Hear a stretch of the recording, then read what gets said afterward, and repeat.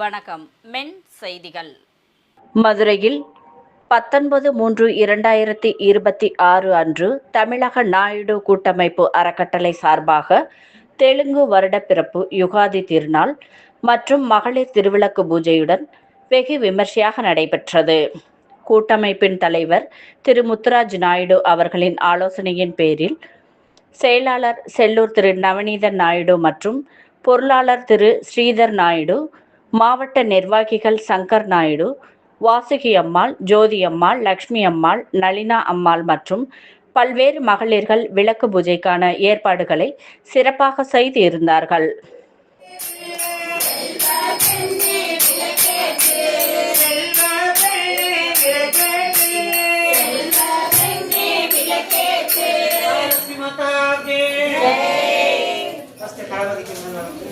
கணபதியே சாமி கணபதியே சாமி கணபதியே உலமுத பொருளே கணபதியே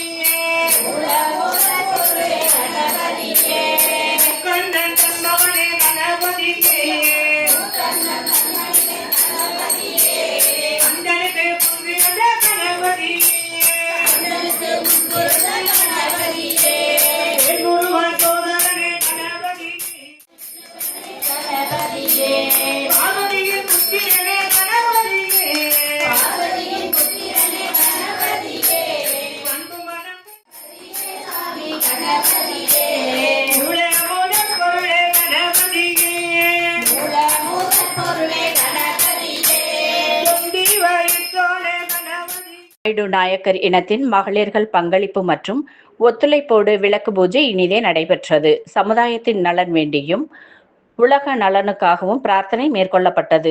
மேலும் திருவிளக்கு பூஜையுடன் சுமங்கலி பூஜையும் இனிதே நடைபெற்றது. பூஜை பேச்சியம்மன் மகளிர் குழுவினரால் நடத்தப்பட்டது மற்றும் கலந்து கொண்டவர்களுக்கு பிரசாதம் வழங்கப்பட்டது.